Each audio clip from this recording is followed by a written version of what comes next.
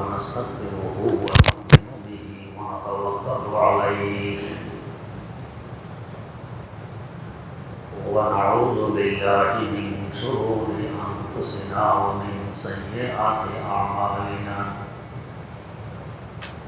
من يهده الله فلا مضل له ومن يضلله فلا هادي له ونشهد أن لا إله إلا الله وحده لا شريك له ونشهد أن سيدنا ونبينا ومولانا محمدا عبده ورسوله أرسله بالحق بشيرا ونذيرا وداعيا إلى الله بإذنه وسراجا منيرا صلى الله تعالى عليه وعلى آله وأصحابه وسلم تسليما كثيرا كثيرا أما بعد فأعوذ بالله من الشيطان الرجيم بسم الله الرحمن الرحيم ولله على الناس حج البيت من استطاع إليه سبيلا صدق الله مولانا العظيم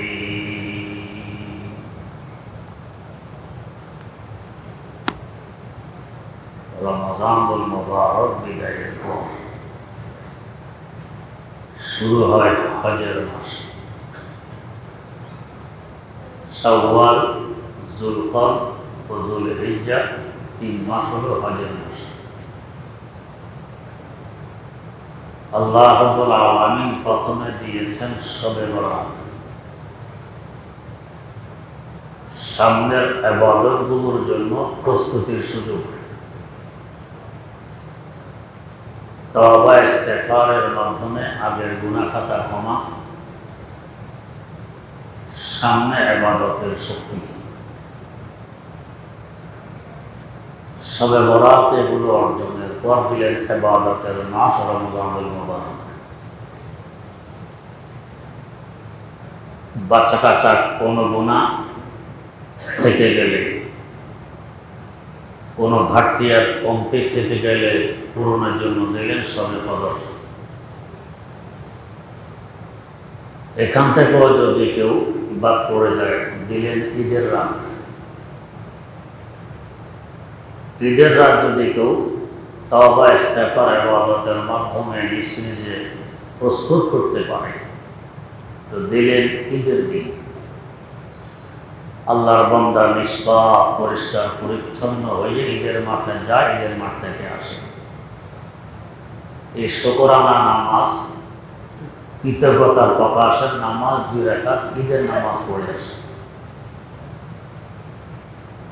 যেহেতু বান্দা এখন গুনাহ খাতা মুক্ত, স্বচ্ছ ফুলের ন্যায় পরিষ্কার, এর মূল্য অনেক বেড়ে গেছে। তাই হাদিস শরীফে আছে ঈদের মাঠে যাওয়া আসার পথে ফেরেশতারা পর্যন্ত এদের সাথে মুসাফা করে। এদের ফজিলত এখন অনেক বেশি। বান্দা পায় পরিষ্কার হয়ে আল্লাহ রাব্বুল আলামিনের সাক্ষাতের উপযুক্ত হয়ে গেছে। এখন দিলেন সেই সাক্ষাতের মাস হজের মাস। ইবাদত, বন্দেগী, ইশক, মহব্বত, ভালোবাসা এবং প্রীতির শেষ সীমা হলো হজ। তাই সর্বশেষ হজের মাস আসে। আল্লাহ পাক যেন তার বন্ধুদেরকে ডেকে নিয়ে যান তার কাছে, শবে বরাত থেকে নিয়ে ঈদুল ফিতর পর্যন্ত এই লম্বা সময় তওবা ইস্তেগফার ও সাধনার ফলে তুমি উপযুক্ত হয়েছ আমার দরবারে আসার। তাই আমার দরবারে আসার সুযোগ দিলাম, অনুমতি দিলাম, আসো আমার দরবারে। তবে সেখানে যেতে হলে সকলের পক্ষে আর্থিক দুর্বলতার কারণে, শারীরিক সমস্যার কারণে, রাষ্ট্রীয় আইনি বিভিন্ন বাধ্যবাধকতার কারণে সকলের পক্ষে সম্ভব না হতে পারে। তাই হজ ফরজ হওয়ার জন্য আল্লাহ রাব্বুল আলামিন এমন কিছু বিধিবিধান রেখে দিয়েছেন যাতে সহজে মানুষ হজ পালন করতে পারে। এই হজের ইতিহাস, হজের গুরুত্ব ও রহস্য অনেক পিছন থেকে। সেটা হল কেন্দ্রের সাথে অঞ্চলের যোগাযোগ অপরিহার্য। ঢাকা আমাদের দেশের কেন্দ্র, রাজধানী। অঞ্চলের যোগাযোগ রাজধানীর সাথে অপরিহার্য। কেন্দ্র থেকে কোনো অঞ্চল বিচ্ছিন্ন হয়ে গেলে এই অঞ্চল অন্যের দখলে চলে যায়। গোটা জগতের কেন্দ্র হলো বাইতুল্লাহ শরীফ। কিভাবে কেন্দ্র? আল বাহরুর রায়েক নামক কিতাবে উল্লেখ আছে, আল্লাহ রাব্বুল আলামিন আমাদেরকে সবকিছু সৃষ্টি করার আগে সৃষ্টি করেছেন একটি মুক্তা। এরপর বললেন পানি হয়ে যাও কিংবা পানি বের করো। বাস মুক্তা পানি হয়ে গেল অথবা মুক্তা থেকে পানি বের হওয়া শুরু হইল। হলো তো হলো, আর বন্ধ নেই।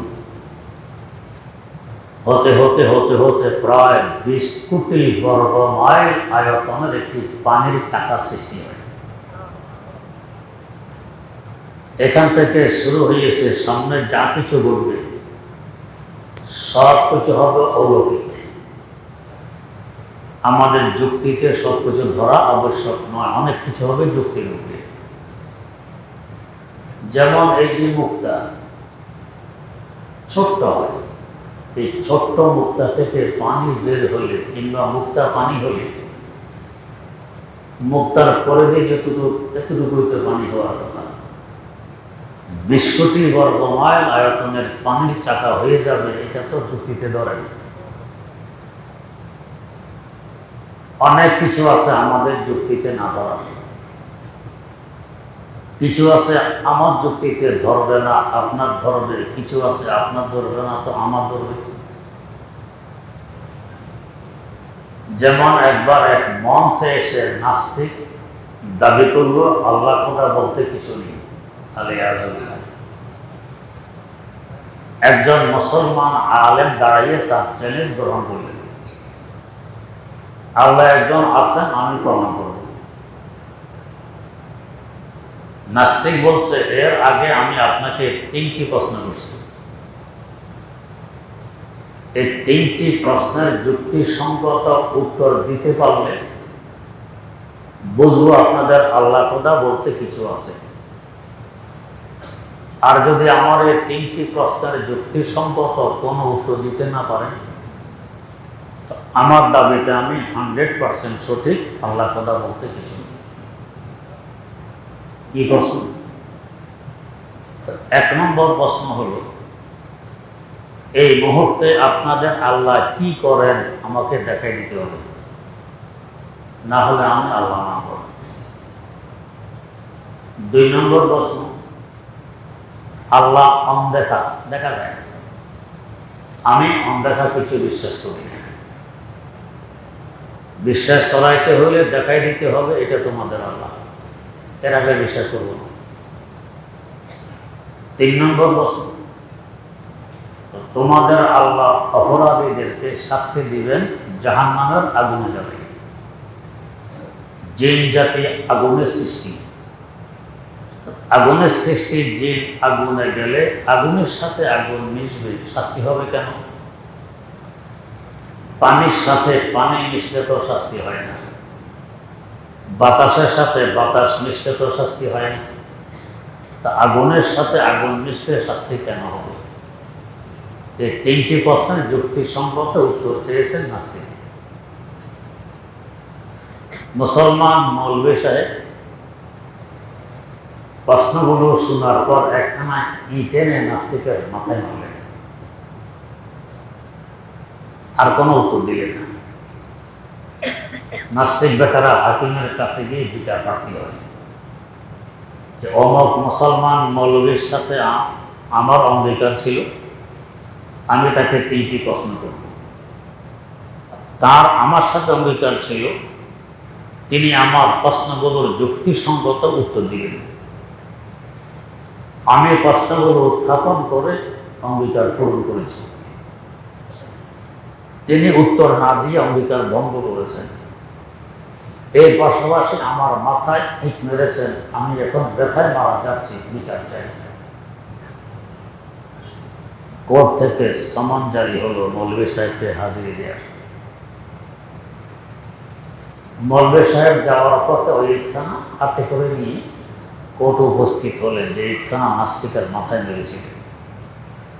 সাক্ষী মুক্তির প্রয়োজন নেই, আমার ইটে সাক্ষী।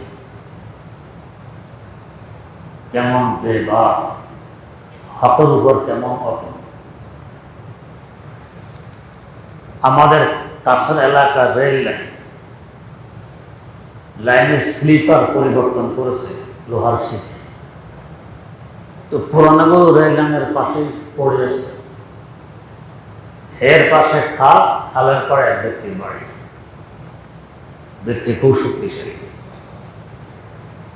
তো বেচারা কোনো পোল সাঁকো না দিয়ে রেল লাইনের শিট দুইখান পাশাপাশি করে তার বাড়ির দিকে করে দিয়েছে। খালের উপর অটোমেটিক পোল হয়ে গেছে, সাঁকো হয়ে গেছে।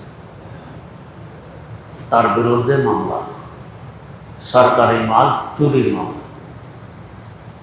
সমন জারি হইল কুমিল্লা কোর্টে। বেচারা কোর্টে হাজিরে দেওয়ার সময় ওই রেলের দুইখানা শিট 2 হাতে করে 14 গ্রাম থেকে হেঁটে কুমিল্লা কোর্টে এসে উপস্থিত হইলেন। আমাদের থানা লাকসাম, পার্শ্ববর্তী থানা 14 গ্রাম। হাকিম দেখে তো অবাক, 2 শিট 2 হাতে করে 14 গ্রাম থেকে প্রায় 50 কিলোমিটার রাস্তা হেঁটে চলে আসছে কোর্টের সামনে। এসে প্রশ্ন করলো, হাকিম সাহেব চুরি কাকে বলে, চুরির সংজ্ঞা কি একটু জানতে চাই। হাকিম বলেন, কারো মাল চুপে চাপে নিয়ে যাওয়া। আচ্ছা, এই 2টা শিট সরকারি নাম। এটা রেল লাইন যেদিকে এইদিকে শোয়ানো ছিল, আমি এদিক থেকে ফাঁসের দিকে শোয়াই দিয়েছি। এতটুক নেই না, এটা কোথায়? এটাকে চুরি হইল, নিয়ে গেলে চুরি হইতে হতো, নেই আসে ওইটাই। একদিকে লম্বা ছিল, আরেক দিকে লম্বা করেছি, এটুকু জায়গায় রাখেনি। হাকিম সাহেব মজাক করে বললেন, কোর্টের সামনে যে বিশাল গাছ, এই গাছটিকে হাতে ধরে উপরে ফেলতে পারবেন? দেখি, চেষ্টা করি। সবার কৌতূহল কিভাবে সে গাছ তোলে হাতে, বিশাল গাছ। একটানা শিখ হাতে নিয়ে গাছের নিচে দিয়ে মারলেন, আড়াল দিয়ে গাছ উপরে ফেললেন। মারার পরে শিখ ধরে টান দিলেন, শিখটা বাঁকা হয়ে গেছে, গাছটি পড়ল না। অপরাধতা প্রকাশ করে হাকিম সাহেব, পারলাম না, গাছ উপরে বেকসুর খালাস হয়ে গেছে। তো যাই হোক, মুসলমান মৌলভী সাহেব ইটখানা হাতে নিয়ে কোর্টে উপস্থিত। হাকিম সাহেব জিজ্ঞেস করলেন, এই ভদ্রলোকের সাথে আপনার অঙ্গীকার ছিল, আপনার তার 3টি প্রশ্নের যুক্তিসঙ্গত উত্তর দেবেন, ঠিক কিনা? ওনার অঙ্গীকার ছিল উনি আপনাকে 3টি প্রশ্ন করবেন, ঠিক কিনা? ঠিক। উনি প্রশ্নগুলো পরে অঙ্গীকার পূরণ করেছেন? জি, পূরণ করেছেন। তাহলে আপনি তার প্রশ্নের উত্তর না দিয়ে অঙ্গীকার কেন ভঙ্গ করলেন? এর পাশাপাশি বেচারা মাথায় ইট মারলেন। বেচারা এখন ব্যথায় মারা যাচ্ছে, কারণ কি? মুসলমান মৌলভী সাহেব জবাব দিলেন, হাকিম সাহেব তিনি যেভাবে প্রশ্ন করে অঙ্গীকার পূরণ করেছেন, আমিও যুক্তিসম্মত উত্তর দিয়ে অঙ্গীকার পূরণ করেছি। কোথায় উত্তর? উত্তর আমার ইটের ভিতরে। ইটের ভিতরে উত্তর? জি। এ তো বুঝলাম না। তো তাহলে শুনুন, ওনার প্রথম প্রশ্ন ছিল আমাদের আল্লাহ এই মুহূর্তে কি করেন তাকে দেখাই দিতে হবে। আমাদের আল্লাহ এই মুহূর্তে আমার মতো একজন মৌলবীর মাধ্যমে নাস্তিকের মাথায় ইট মারাইলেন, এটা দেখাই দিলেন, এই কাজটা করছেন। 2 নম্বর প্রশ্ন ছিল তিনি অনদেখা কিছু বিশ্বাস করেন না, বিশ্বাস করাতে হলে দেখাই দিতে হবে। তিনি যে বলতেছেন তিনি ব্যথায় মারা যাচ্ছেন, ব্যথা তো আমরা দেখি না, ব্যথা দেখাইতে হবে, তারপরে বিশ্বাস করবো, এর আগে বিশ্বাস করবো। 3 নম্বর প্রশ্ন ছিল যে আগুনের সৃষ্টি, আগুনের জাহান্নামের শাস্তি দিলে আগুনের সাথে আগুন মিশবে, শাস্তি হবে কেন? আগুনের সাথে আগুন মিশতে তো শাস্তি হওয়ার কথা নয়। আমার প্রশ্ন, এই নাস্তিক মাটির সৃষ্টি, ইটখানাও মাটির তৈরি, তো মাটির তৈরি ইট, মাটির সৃষ্টি নাস্তিকের মাথায় লাগলে মাটির সাথে মাটি মিশত, ব্যথা হবে কেন, শাস্তি হবে কেন? যদি মাটির তৈরি ইট, মাটির সৃষ্টি নাস্তিকের মাথায় লাগলে শাস্তি হতে পারে, ব্যথা হতে পারে, আগুনের সৃষ্টি যে আগুনের জাহান্নামে গেলেও শাস্তি হতে পারে, ব্যথা হতে পারে, এ আমার যুক্তিসঙ্গত জবাব। এটা তো মৌলভী সাহেবের বুঝে এসেছে, নাস্তিকের তো আসেনি। তো সব কথা সকলের যুক্তিতে ধরে না, কিন্তু বাস্তব। ইসলাম বাস্তবতাকে কখনো অস্বীকার করে না। তো ছোট্ট মুক্তা এর থেকে পানি বের হবে 20 কোটি বর্গ মাইল আয়তনের পানি, এটা তো যুক্তির কথা নয়, কিন্তু হয়। যেমন বুখারী শরীফে হাদিস বর্ণিত, হুদায়বিয়ার সফরে রাসূল আকরাম সাল্লাল্লাহু আলাইহি ওয়াসাল্লামের সাথে 1400-1500 সাহাবায়ে কেরাম, পানি শেষ হয়ে গেছে। হুজুরের কাছে বলল, হুজুর আমরা পিপাসিত, পানি নেই, ওযু গোসলের ব্যবস্থা নেই, ওট বকরিকে পান করানোর ব্যবস্থা নেই, এখন কি করব? তো হুজুর বললেন, পানির পাত্রে 1 ফোঁটা তো থাকে, পানি শেষ করার পরে 1 ফোঁটা থাকে, 1 ফোঁটা একটি পাত্রে এসে জমা করো। যার কাছে যে পাত্র ছিল পানির, ঝাড়তে ঝাড়তে এক পাত্রে সামান্য একটু পানি জমল। রাসূলুল্লাহ সাল্লাল্লাহু আলাইহি ওয়াসাল্লাম এই সামান্য পানিতে নিজের আঙ্গুলগুলো চুবিয়ে দিলেন, পানি বাড়তে আরম্ভ করে। যেমন ঝর্ণা থেকে পানি বের হয়, আঙ্গুল মোবারক থেকে পানি বের হওয়া শুরু হয়। এ হতে হতে এখান থেকে যার কাছে যে পাত্র আছে সবাই পানি দিয়ে ভর্তি করে দিল, পান করে পিপাসা নিবারণ করল, ওযু গোসল সারল, ওট বকরিকে পান করাইল, পানি বের হতেই আছে। এখন প্রশ্ন জাগে, যদি তার দেহ মোবারক থেকেই পানি বের হয়, তো দেহ ওজন কতটুকু? 1.5 মণ 2 মণ, তো বেশি থেকে বেশি 1.5 মণ 2 মণ পানি আসতে পারে। এত পানি আসলো কীভাবে? এটা হুজুরের মত। ইমানে নবী পাতে কি চলতা ऐसा जल भी, ইমানে নবী পাতে কি চলতা ऐसा जल भी, গোয়া হবে জাজতে কেতা হাজার भी, खुर्शीद को तलअत हुई पाते की इशारा, अंगुष्ठ मुबारक से हुआ शब कमर भी, अंगुष्ठ मुबारक से हुआ शब कमर भी। तो হুজুরের মধ্যে তো আল্লাহ রাব্বুল আলামিনের ক্ষমতা আছে, ছোট্ট মুক্তা থেকে বিশাল পানির চাকা সৃষ্টি করতে পারে। চাকা সৃষ্টি হয়ে গেছে।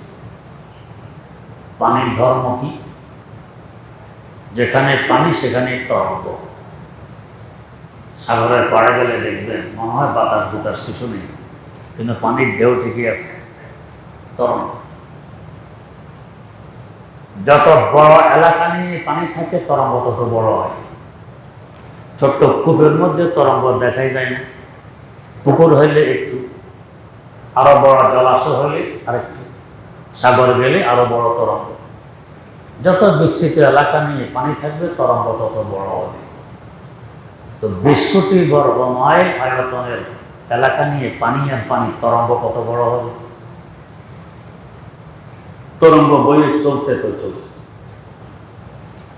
এখানে একটি প্রাসঙ্গিক কথা, পানির বুকের উপর দিয়ে তরঙ্গ কেন বয়ে চলে, রহস্য কি? আল্লাহ রাব্বুল আলামিন তার খলিফা প্রতিনিধি সৃষ্টি করবেন জমিনে, পৃথিবীকে আরবিতে বলে আরদ, আরদের ইন্নী জাইলুন ফিল আরদি খলিফা। এখন পৃথিবী দেখে আমি দেখি পানি, পানি তো মানুষ বসবাসের উপযোগী নয়, পানির মধ্যে ঘরবাড়ি বানানো যাবে না, বসবাস করা যাবে না। আল্লাহ পাক মনে হয় প্রোগ্রাম পরিবর্তনই করে দিয়েছেন। তাই দুঃখের তরঙ্গ বয়ে চলছে তার বুকের উপর দিয়ে, আমি তো মাহরুম হয়ে গেলাম। আল্লাহর প্রতিনিধি আশরাফুল মাখলুকাত মানুষ বসবাস করলে জগতের শ্রেষ্ঠতম আমল সিজদায় প্রতিষ্ঠিত হবে, এতে আমি পৃথিবী হব ধন্য, বুঝে মাহরুম হয়ে গেলাম। তো দুঃখের তরঙ্গ বয়ে চলছে। আল্লাহ রাব্বুল আলামিন জানায় দিলেন, তো তরঙ্গের মাথার দিকে একটু চেয়ে দেখ, কি দেখা যায়? পানির তরঙ্গের মাথাটাকে বুটকি, পানির ফেনা বুদবুদ যেন হাসে। আর সূর্যের কিরণ পড়লে তো আর কথাই নেই, হাসি আরো বেড়ে যায়। তো দুঃখের তরঙ্গ বয়ে চলছে তোর বুকের উপর দিয়ে, তরঙ্গের মাথার দিকে তাকায় দেখ, কি সুন্দর হাসি। তার মানে দুঃখের পর সুখ আসতেছে, একটু অপেক্ষা করা লাগবে। वो सरापा कैफ़े इशरत है शराबे जिंदगी, वो सरापा कैफ़े इशरत है शराबे जिंदगी, अश्क भी रखता है दामन में शराबे जिंदगी, अश्क भी रखता है दामन में शराबे जिंदगी, मौज गम पर रक्स करता है हबाबे जिंदगी, है अलम का सूरभी जुज़्बे किताबे जिंदगी, है अलम का सूरभी जुज़्बे किताबे जिंदगी।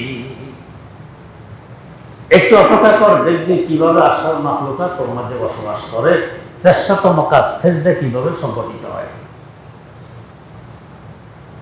আল্লাহ রাব্বুল আলামিন একটি জায়গা তাজাল্লি ফেললেন, বিশেষ দৃষ্টি দিলেন। যেখানে তাজাল্লি করলো তরঙ্গগুলো এখানে এসে ধাক্কা খেতে আরম্ভ করল। এখানে আবার প্রশ্ন, যেখানে দৃষ্টি পড়ে এখানে তো অন্ধকার, কিছু তো দেখা যায় না, ধাক্কা খায় কিভাবে? এটা অলৌকিক ব্যাপার। পড়েছে তাজাল্লি, তার বিশেষ দৃষ্টি, তরঙ্গ এসে এখানে ধাক্কা খায়। আর যেখানে তরঙ্গ ধাক্কা খায় সেখানে পানির ফেনা আর বুদবুদ জ্বলতে থাকে। নদীর পরে যাদের বাড়ি দেখে তরঙ্গ ধাক্কা খেলে পানির ফেনা জমে। প্রথমে ফেনাগুলো থাকে সাদা পাতলা, আস্তে আস্তে লালচে লালচে ভাব হয়, গাঢ় হতে থাকে। এই 20 কোটি বর্গ মাইল আয়তনের বিশাল বিশাল পাহাড় তুল্য তরঙ্গ এখানে এসে ধাক্কা খায়। কি পরিমাণ পানির ফেনা এখানে জমবে, জমতে জমতে জমতে জম যেন আকাশ চুম্বি পাহাড়ের আকার ধারণ করে এবং আস্তে আস্তে গাঢ় হতে থাকে। হতে হতে হতে হতে আটার কাইয়ের মতো গাঢ় হয়ে যায়।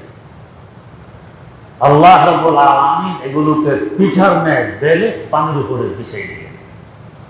এটা হলো আমাদের জমি, এই জমির সৃষ্টি হয়ে গেল। কিন্তু পানি যে পরিমাণ উঠানামা করে, কাঁপে, পানির উপরে বস্তুতে এভাবে কাঁপে। পানির উপরে নৌকা থাকলে নৌকা স্থির থাকে না, কাঁপে, এদিক সেদিক দোলে, জমিনও দোলে। এই দুরন্ত জমিনের উপরে বসবাস করা কি সম্ভব? সামান্যতম কোনো এলাকায় দোলা, জমিনের দোলা দেখা যায়, যাকে বলি ভূমিকম্প, কিয়ামত ঘটে যায়। আর পুরা জমিন ধরতেছে, তো বসবাস করবে কিভাবে?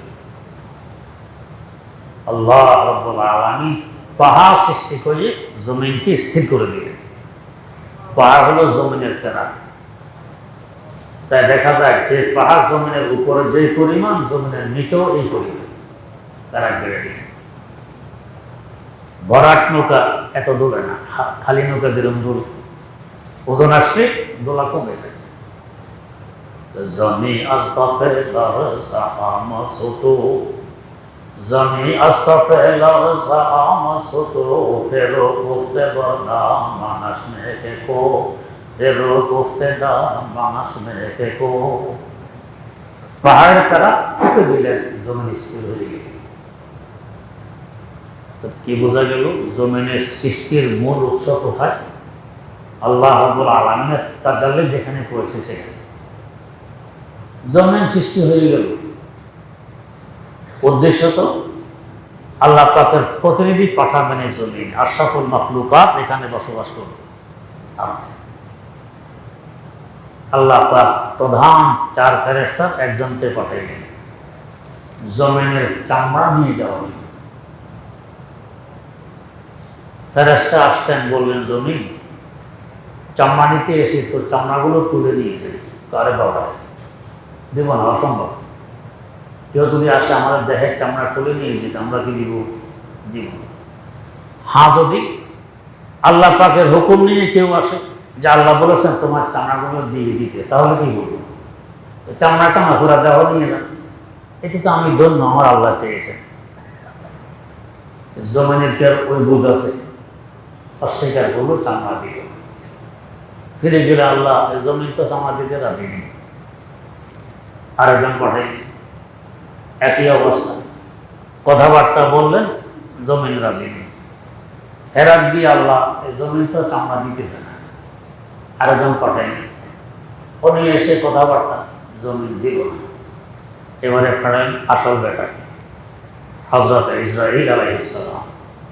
আমরা আজরাইল বলি, বলতে সহজ, আসলে সহি হইল ইসরাঈল। ইসরাফিল, মিকাঈল, জিবরাঈল সব প্রথমে রশিতে, এখানে ইসরাঈল প্রথমে রশিতে। আরবিতে হলো জের, আমরা বলি আজরাইল, উচ্চারণের সুবিধা এই জন্য না ইসরাঈল। ওনাকে পাঠান, উনি এসে কোনো কথাবার্তা নেই, দিলেন এক থাপ্পড়। থাপ্পড়টা এসে পড়ছে পাঞ্জাব পুরা জমিনের উপর। পাঞ্জাটা কত? আমরা মাঝে মধ্যে প্রশ্ন করি, এক ব্যক্তি মারা গেছে ঢাকা মিরপুর ঠিক সকাল 8টা বাজে। এই সময় আরেকজন মোহাম্মদপুর, আরেকজন ঢাকা, আর কেউ চিটাগাং, আরেকজন রাজশাহী, আরেকজন দিনাজপুর, একজন সৌদিয়া, একজন এখানে, একজন সেখানে। ইসরাঈল বেচারা দৌড়তে দৌড়তে তো জান নাই সাথে, একই মুহূর্তে হাজার হাজার মানুষের জান কবজ করতে হবে, বেচারা কত দৌড়তে পারে। তাফসীরে ইবনে কাসীরে উল্লেখ আছে, তো তার দৌড়ার দরকারই নেই।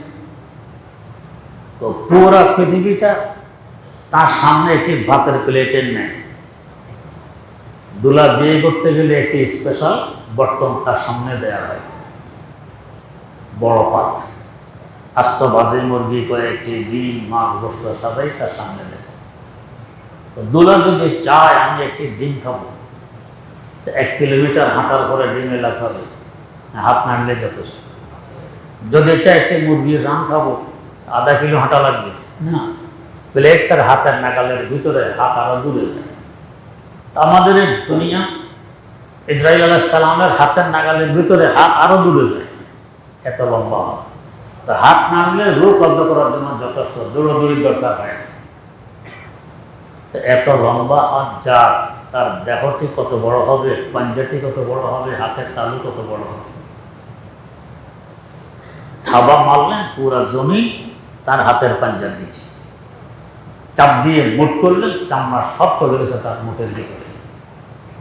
ছোট বাচ্চার মাথা ছোট, আপনার চাপ দিয়ে মুঠ করলে চামড়া মুঠে চলে আসে, পুরা চামড়া মুঠের ভিতরে নিয়ে তো আল্লাহ এই নেন নিয়ে আসছে। যার জন্য যে কাজ, আল্লাহ রাব্বুল আলামিন এই চামড়া থেকে সৃষ্টি করলেন আমাদের আদি পিতা আদম আলাইহিস সালামকে। চামড়াকে আরবিতে জিল বলে, আদিমও বলে। আদিম মানে চামড়া। তো যেহেতু চামড়াটা আদিমের সৃষ্টি, প্রথম মানুষ, তাই তাকে বলা হয় আদম। আদিম থেকে আদম মানে চামড়া সৃষ্টি, মানুষ সৃষ্টি। তো তাহলে আদম আলাইহিস সালাম থেকেই ওনার বুখারী শরীফের বর্ণনা, বাম পাঁজরের একটি বাঁকা হাড় তুলে নিয়ে হাওয়া আলাইহিস সালামকে সৃষ্টি করা হয়। এই দুজন থেকে কোটি কোটি মানুষ সন্তান সম্পত্তি। তো তার মানে আমরা আদম হাওয়া থেকে, হাওয়া আদম থেকে, আদম চামড়া থেকে, চামড়া জমিন থেকে, জমিন যেখানে তরঙ্গ ধাক্কা খেয়েছিল ওইখান থেকে, ওইখানে আল্লাহ পাকের তাজাল্লি মানে তাজাল্লি থেকে। তা আমাদের সৃষ্টির মূল উৎস ওই জায়গাতে, যে জায়গাটা আল্লাহ পাকের তাজাল্লি গাহ, যেখানে তার বিশেষ দৃষ্টি পড়েছে, তাজাল্লি পড়েছে, ওইটা আমাদের সৃষ্টির মূল উৎস। ওইটি কোন জায়গা, কিভাবে কি হলো, আল্লাহ পাক তৌফিক দিলে সামনে বের হবে ইনশাআল্লাহ। সুবহানাল্লাহি ওয়া বিহামদিহি, সুবহানাকাল্লাহুম্মা ওয়া বিহামদিক, আশহাদু আল্লা ইলাহা ইল্লা আনতা, আস্তাগফিরুকা ওয়া আতুবু ইলাইক।